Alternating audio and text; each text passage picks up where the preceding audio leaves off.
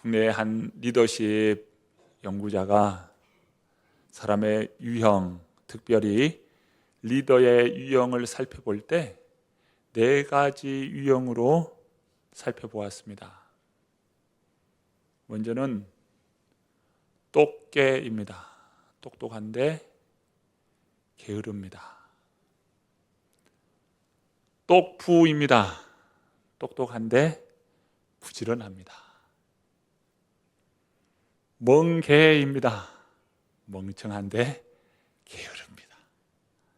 또 뭐가 있을까요? 멍부입니다. 멍청한데 부지런하다는 거예요. 똑똑한데 게으릅니다. 이 사람은 보면 아는 거예요. 아는데도 게을러요. 때로는 모른 척 하면서도 게으르고, 그런 사람이 이 똑개라 했어요. 이 똑부는요, 뭐든지 앞서서 하는 거예요. 똑똑한데 부지런한 겁니다. 그래서 뭐든지 앞서서 합니다. 그런데 이 앞서서 하는 이 사람은 이 똑똑하고 부지런하다 보니까 마음에 잘 차지가 않는 거예요. 마음에 잘 안 차. 그러니까 마음에 잘 안 차는 것으로 인해서 막 스스로가 때로는 괴로워하는 그런 리더다 이거예요. 근데 멍개가 있습니다. 멍청한데 게으르다 이거예요. 그런데 이 사람에게는 아무런 일이 일어나지 않아요. 멍청하고 게으르다는 거예요. 뭔 일이 일어나겠어요? 게으르기까지 하는데. 멍청한데 또 부지런한 사람이 있어요. 이 사람은 고집이 세서 좀처럼 자신의 고집을 꺾지를 못합니다. 이 사람이 하는 일에는 늘 뒤치닥거리는 사람이 있어요. 죽어납니다. 리더가 이게 멍청한데 부지런하다 보니까 일을 자꾸 벌려서 없는 일도 자꾸 뒤에서 만들어내니 뒤에서 뒤치작거리기가 참 힘든다는 거예요. 한 원숭이가 있었습니다. 원숭이가 강가를 지나다가 보니까 물고기가 허우적거리는데 어떻게 하나 저 물고기가 죽을 것 같은 거예요. 그래서 원숭이가 빨리 내려가서 그 물고기 살리겠다고 백사장으로 물고기를 자꾸 던지는 거예요. 살아라 살아라 하면서 백사장으로 그거 살리는 겁니다. 그리고 백사장에 와봤더니 물고기가 어떻게 됐어요? 다 죽어 있더라는 것이죠. 그런데 과거는 그 다음입니다. 불사 이게 웬일인가? 내가 조금만 더 빨리 와서 이 물고기를 건졌으면 이 물고기들이 살았을 것인데 내가 그만 너무 시간을 지체해서 물고기를 빨리 먹고 쳤구나. 그렇게 생각하고 다음날 또 와가지고 보니까 물고기가 있는 거요. 물고기 살리겠다고 또 허겁지겁 달려가서 그 물고기를 백사장으로 또 돌리는 겁니다. 올리는 겁니다. 일본의 한 화가가 예수님을 이렇게 표현했어요. 바보 예수. 예수님을 바보라 했어요. 바보 예수. 또 다른 의미의 바보입니다. 예수님은 오른뼘 뺨을 치는 자에게 왼편도 돌려대며 고발하는 자가 겉옷을 달라 하였을 때 속옷까지 내어주며 억지로 오리를 가고자 하는 자는 심리까지 동행해 주어라. 예수님은 바보다 했어요. 그런데 우리는 그러한 바보를 이렇게 표현하고 싶습니다. 행복한 바보다. 오늘 본문 38절 말씀부터 42절의 말씀을 함께 읽어봅니다. 읽습니다. 또 눈은 눈으로 이는 이로 갚으라 하였다는 것을 너희가 들었으나 나는 너희에게 이르노니 악한 자를 대적하지 말라. 누구든지 내 오른편 뺨을 치거든 왼편도 돌려대며 또 너를 고발하여 속옷을 가지고자 하는 자에게 겉옷까지도 가지게 하며 또 누구든지 너로 억지로 오리를 가게 하거든 그 사람과 심리를 동행하고 내게 구하는 자에게 주며 내게 꾸고자 하는 자에게 거절하지 말라. 오늘 본문에 보면 두 개의 법을 소개합니다. 하나의 법은요, 눈은 눈으로 이는 이로라고 하는 이 법입니다. 렉스 탈리오니스라고 말하죠. 이 법을 가리켜서 동해보복이라 혹은 동해보상법이라 이렇게 말합니다. 사실 이 본문은요, 보복하라라고 주신 말씀이 아니고 보상을 할 때 그 해당되는 것으로 잘 보상해야 한다라고 하는 보상법, 배상법에 해당되는 말씀으로 이 말씀이 있는 겁니다. 그런데 이 말씀을 어떻게 이해합니까? 원수를 갚으리라, 원수를 갚으리라. 눈에는 눈으로 갚고 이에는 이로 갚으리라 하면서 원수 갚는 법으로 이해합니다. 이것은 잘못된 이해입니다. 예수님이, 우리 하나님이 이처럼 원수 갚으라 라고 하는 말씀으로 주신 것이 아니지요. 자, 이게 동해보복법 혹은 동해배상법이라고 불리는 첫 번째 법이고요. 두 번째는요, 우리가 조금 전에 보았던 말씀,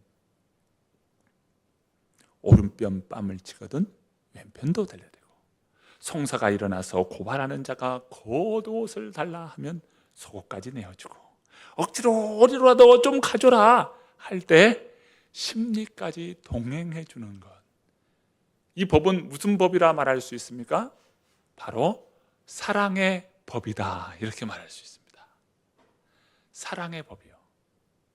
이 두 번째, 사랑의 법입니다. 악한 자를 대적하지 말라는 거예요. 악을 악으로 대하지 말라. 악을 악으로서 갚지 말라. 미국의 성공 철학자인 나폴레옹 힐이라고 하는 사람은요, 훌륭한 교수이면서 리더십 전문가입니다. 이런 이야기를 해요. 언제나 새로운 역사, 성공하는 역사는 오리보다 심리를 걸어간 사람들에 의해 이루어져 왔다. 그래서 오리 인생 되지 말고 심리 인생 되라라고 말합니다. 오리 인생은 의무를 다하는 삶, 의무 중심의 삶을 사는 거예요. 요즘 보면 참 얼굴도 반반하고 능력도 많은 사람들이 참 얼마나 주위에 많습니까? 참 요즘은 안 예쁜 사람이 없어요. 다 예쁘고 곱고, 그리고 얼마나 능력도 좋은지 몰라요. 다 그래요 보면. 그런데 어떠합니까? 자기만 안다 이거요. 자기만. 여러분, 자기만 아는 사람과 여러분 가까이 하고 싶어요? 그런 사람과 가까이 하고 싶지 않습니다. 그런데요, 교회 생활도 사회 생활도 직장 생활도 자기만 아는 그런 사람들이 얼마나 많습니까? 그런 사람은 이 세계의 역사에서 그런 사람은 아무런 영향력이 없더라는 거예요. 그 나폴레옹 힐이 이야기하는 겁니다. 이런 이야기가 있어요. 땡출 땡근이다. 땡 출근하고 땡 근무하는 거예요. 그래서 땡 하면 끝이요. 이제 땡 하고 사는 거예요. 철저히 자기 중심으로 사는 거예요. 그런데 회사를 다녀도요, 성실한 사람이 있습니다. 주어진 시간을 성실하게 일을 합니다. 그리고요, 자기와 관련된 그런 일을 어떻게 하면 보다 더 효율적으로 잘할 수 있을까 생각하고 설계합니다. 그러면서 창조적 아이디어를 내는 거예요. 그 사람은 모든 시간이 너무나 귀해요. 모든 것이 기회로 여기는 사람입니다. 강철왕 카네기, 그가요 매일 가장 먼저 출근하는 사람이었어요. 그런데 어느 날요, 한 노동자가 자기보다 더 빨리 출근하는 사람이 있는 거예요. 찰스 스와브라고 하는 노동자입니다. 이 노동자가 가장 먼저, 자신보다 더 먼저 오는 거예요. 카네기가 볼 때 저 사람은 어떤 사람인가 유심히 지켜보았어요. 봤더니 굉장히 성실한 사람입니다. 자신의 일뿐만 아니라 창조적으로 뭔가 하려고 하고 하는 그런 사람인 것을 알아봤어요. 다른 사람들은 그저 땡출, 땡근 하는데 이 사람은 뭔가 자신의 일을 위해서, 창조적인 것을 위해서 막 애쓰는 그런 모습을 본 거예요. 카네기가 직원들 다 보너스를 주는 때에 그에게 보너스를 100만 불을 보너스로 주었습니다. 100만 불 보너스를 이 수하보에게 줬어요. 그런데요, 그것을 받고도 그는 매사에 그렇게 성실하게 일하는 그런 사람이었습니다. 카네기가 훗날 누구에게 이 회사를 물려줄까 라고 할 때 바로 그 수하보였어요. 수하보에게 그 회사를 물려줍니다. 유나이티드 스틸 컴퍼니, 그 회사를 이 수하보에게 물려주면서 그를 사장 자리에 앉혔어요. 그러면서 수하보가 이제 사장으로서 취임할 때 이 카네기가 이런 이야기를 합니다. 일개 노무자가 어떻게 이 스틸사의 사장으로 앉을 수 있는가? 많은 사람들이 의아해 할 것입니다. 그러나 그의 곁에서 그가 어떻게 살아가는지, 어떻게 일하는지를 꾸준히 지켜본 사람이라면 지금 오늘 이 자리는 당연히 수하부의 자리라는 것을 누구도 의심할 수 없을 것입니다. 수하부는요, 똑똑한 바보요. 훗날 그를 볼 때 그는 행복한 바보였습니다. 주님은 오늘 말씀에 한 걸음 더 나아가 우리에게 이렇게 말씀해요. 너희를 미워하는 원수를 사랑하라 라고 말씀합니다. 자, 본문 43절 말씀부터 48절의 말씀입니다. 또 한번 읽어봅니다. 또 내 이웃을 사랑하고 내 원수를 미워하라 하였다는 것을 너희가 들었으나 나는 너희에게 이르노니 너희 원수를 사랑하며 너희를 박해하는 자를 위하여 기도하라. 이같이 한즉 하늘에 계신 너희 아버지의 아들이 되리니 이는 하나님이 그 해를 악인과 선인에게 비추시며 비를 의로운 자와 불의한 자에게 내려주심이라. 너희가 너희를 사랑하는 자를 사랑하면 무슨 상이 있으리요? 세리도 이같이 아니하느냐? 또 너희가 너희 형제에게만 무난하면 남보다 더하는 것이 무엇이냐? 이방인들도 이같이 아니하느냐? 그러므로 하늘에 계신 너희 아버지의 온전하심과 같이 너희도 온전하라. 세상에 이런 바보가 어디 있습니까? 이렇게 살면은 진짜 바보입니다. 원수까지도 사랑하고 그 원수를 위하여 기도해주는 그런 삶을 산다는 건 바보이지요.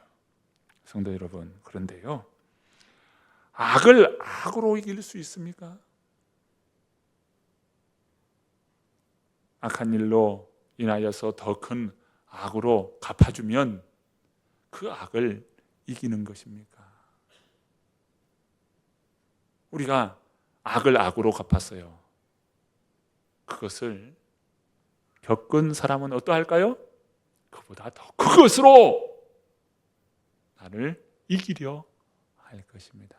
결국 악은 더 큰 악으로 우리에게 다가올 거예요. 결국 그 악이 우리를 삼키고 말 것입니다. 톨스토이 작품 가운데 재난의 원인이라고 하는 제목의 글이 있습니다. 재난의 원인. 이웃 두 집이 있었습니다. 두 집이 매우 사이가 좋았어요. 그런데 그 두 집에 두 아이가 있었습니다. 두 아이도 매우 사이가 좋았습니다. 그런데 이쪽 집에 암탉 한 마리가 있었습니다. 암탉이 이렇게 푸덕거리더니 저쪽 집으로 넘어가는 거예요.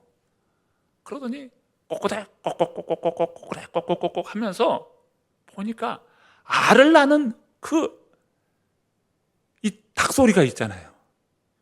영락없이 알을 낳는 거예요. 그런데 우리 집에다가 알을 낳아야 되는데 저쪽 집에 알을 낳은 겁니다. 그래서 한 아이가, 야, 너희 집에 우리 암탉이 알을 낳았는데 그 알이 어디 있는지 한번 찾아줄래? 했어요. 그랬더니 아무리 찾아봐도 없는데. 아니, 있을 거야. 찾아봐. 없다는 거예요. 화가 났어요. 그래서 두 아이가 싸움이 붙었습니다. 그 싸움을 보고 있는 엄마 둘이 나서서 이 엄마들 간에 또 싸움이 붙었네요. 이 싸움을 본 그 아빠가 또 화가 나서 싸움을 붙었어요. 그런데 이쪽 집에 힘이 없는 아빠가요, 너무나 불안한 거예요. 그래서 그 이웃집에 불을 냈습니다. 불을 질렀어요. 막 불이 일어납니다. 그럼 막 불이 타는 거예요. 그러더니 바람이 훅 부니까 그 불이 어디로 옮겼을까요? 자신의 집에 그 불이 옮겨 붙었어요. 그래서 두 집이 다 홀라당 타고 말았다는 거예요. 악을 악으로 갚으면 서로 망한다. 그래서 빌립보서 말씀처럼 너희가 피차 물면 멸망할까 조심하라. 물고 물다 보면 피차간에 멸망하게 된다는 거예요. 이게 주님의 말씀입니다. 주님은 이렇게 말씀해요. 칼을 쓰는 자는 칼로 망한다 했어요. 그러면 어떻게 살아야 합니까? 원수의 영혼을 불쌍히 여기라. 그리고 그를 위하여 기도하라. 주님이 이렇게 가르쳐 주신 겁니다. 중국 선교의 유명한 오치만이라고 하는 그 선교사님의 한 글에 이런 글이 소개되어 있습니다. 그가 젊은 시절 농사를 지으며 살 때인데 어느 날 몹시도 가문 그런 날이었습니다. 옛날 천수답 알죠? 다랭이 논. 그 다랭이 논 천수답에 어떻게 해야 됩니까? 가뭄이 오면 다 말라 비틀어지니까 물을 대야 되잖아요. 그래서 저쪽에 양수기로 물을 막 퍼올린 거예요. 그래서 충분히 몇 시간 동안 양수기로 물을 퍼서 그렇게 논에 물을 대놓은 겁니다.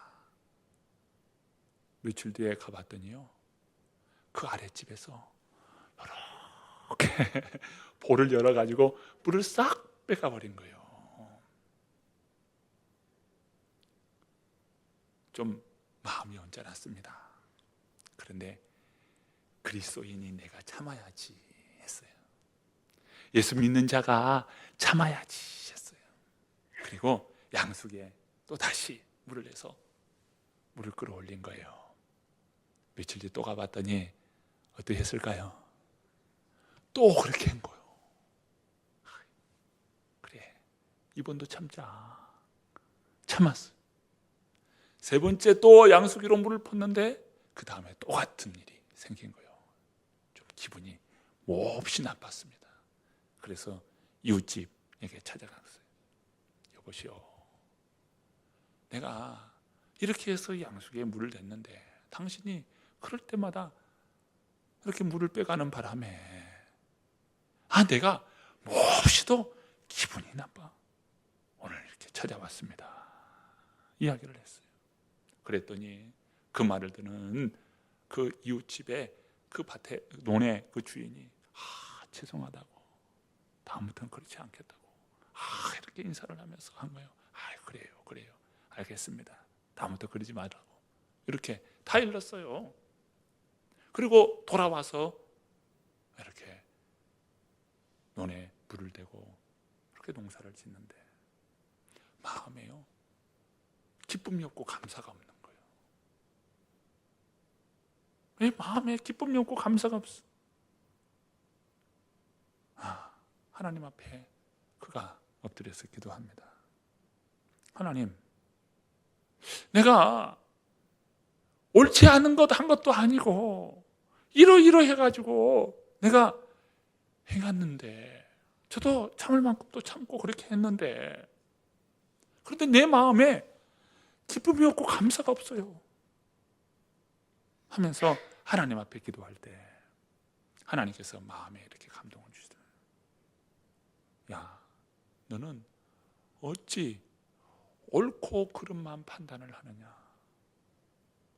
위대한 일은 할 수 없니? 이렇게 하나님이 마음에 감동을 주시는 거예요. 옳고 그름의 일이 아니라 위대한 일. 이 마음에 이 말씀이 계속 머무는 거예요. 그래서 이렇게 했답니다. 양수기를 가지고 다음에 이렇게 물이 바짝 말랐을 때 아랫집 논에 먼저 대는 거야. 충분히 아랫집 논에 대고, 그리고 나 위에 자신의 논에 이렇게 되니까 나도 모르게 기쁨이 넘치더라는 거예요. 그런데 그 모습을 아랫집 사람, 그 논 주인이 본 거예요. 그 모습을 보는데 감동이 되는 겁니다. 그래서 그 사람을 찾아갔어요. 어떻게 우리 집에 그렇게 물을 대주고 그 후에 당신의 논에 그렇게 물을 댔냐고 이야기했더니 그가 이렇게 이야기한 겁니다. 저는 예수 믿는 사람입니다. 이전에 우리 선생님께 그렇게 했을 때 제 마음에 이렇게 기쁨이 없고 감사가 없었어요. 그런데 하나님께서 위대한 일에 대한 마음을 주셔서 내가 이렇게 했노라고 했더니 그 사람이 그 말을 듣다 더 크게 감동을 받은 거예요. 그러면서 그가 이렇게 했대요. 나도 당신이 믿는 예수님을 믿게 했노라고 하면서 그와 그 가족이 함께 신앙을 가지게 되었다는 그런 일화입니다. 행복한 바보로 사는 것, 정말 옳고 옳은 일, 또 그런 일을 판별하는 것이 아니라 위대한 일을 하는 사람, 그것이 바로 행복한 바보입니다. 우리의 생활 속에서도 마찬가지예요. 논에 물대는 것, 그것으로 위대한 일을 그 일을 통해서 깨달은 것처럼 오늘 우리도요, 우리의 생활 속에서 작은 일이지만 위대한 일을 할 수 있는 저와 여러분입니다. 원수가 있습니까? 원수를 위하여 기도하고 그를 축복해 줄 수 있는 사람, 그 사람이야말로 행복한 바보입니다. 여러분, 행복한 바보로 사시는 저와 여러분 되기를 간절히 축원합니다.